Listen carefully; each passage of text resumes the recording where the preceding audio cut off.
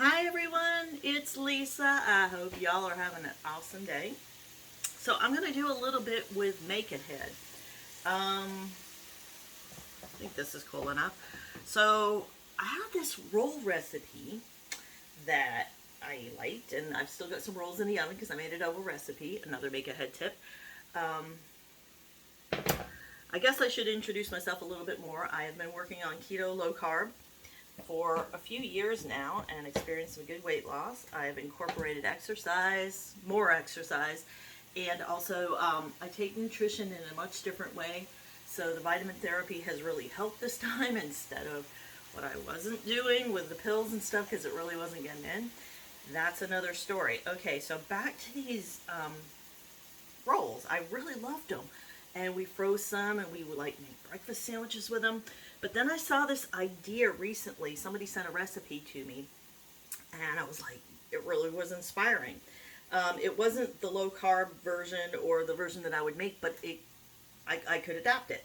So I partially put the rolls in here and pressed them into the extra large muffin cups, and I have 2 pans of them here.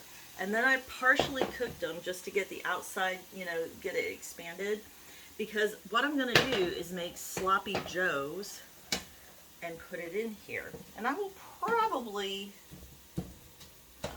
we'll see. And if there's too much, I haven't figured this out yet. I think it'll only be like the 6. So you might have to make a double recipe of the sloppy joe, which if you want it, I'll post the link. No problem. And if I have extras of these muffin cups, well, guess what? Egg sandwiches for breakfast. You can always make things ahead. It helps you save time. I'm telling you, some days like today, I could stand the time saver. So I'm glad that I'm cooking ahead. All right. So it's supposed to wait until it gets brown. So I'm going to give the ground beef. It's 1 pound of ground beef, and there's a teaspoon of salt, sea salt in here, and then we're going to have a cup of sugar-free ketchup.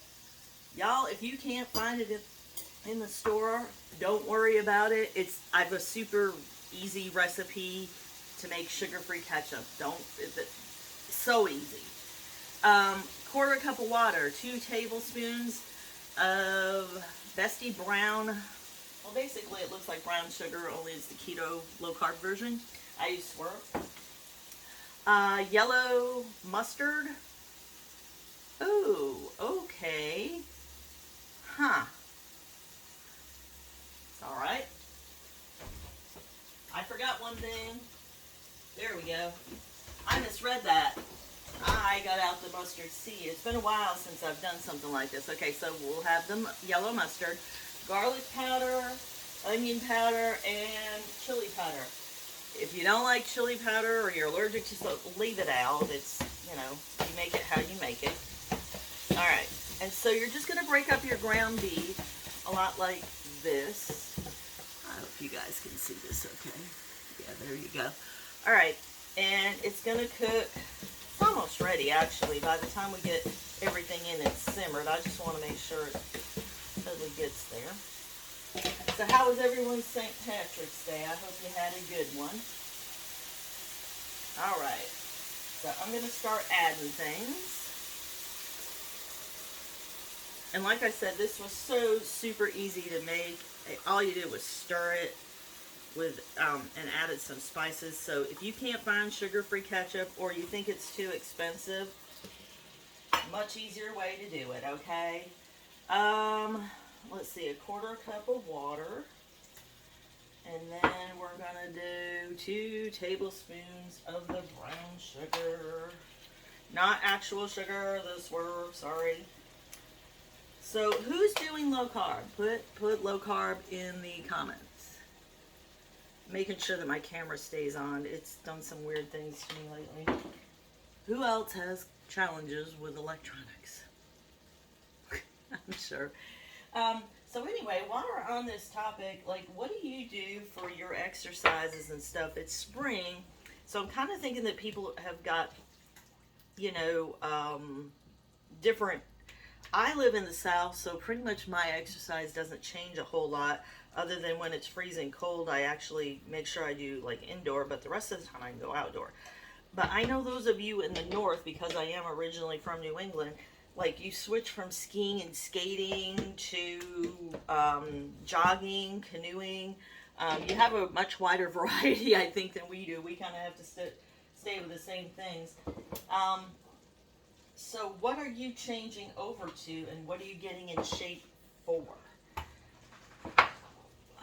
Let's see, yellow mustard. Da, da, da, da, da. And I think I'm going to use this. How many of you are having like a really busy weekend, like carnival shows, anything like that? I know in our area we've got like carnivals. I've got Deaf Chat tonight, and we have Deaf Days for Saturday. So that's going to be interesting because I'm not as far along with signing as I would like to be.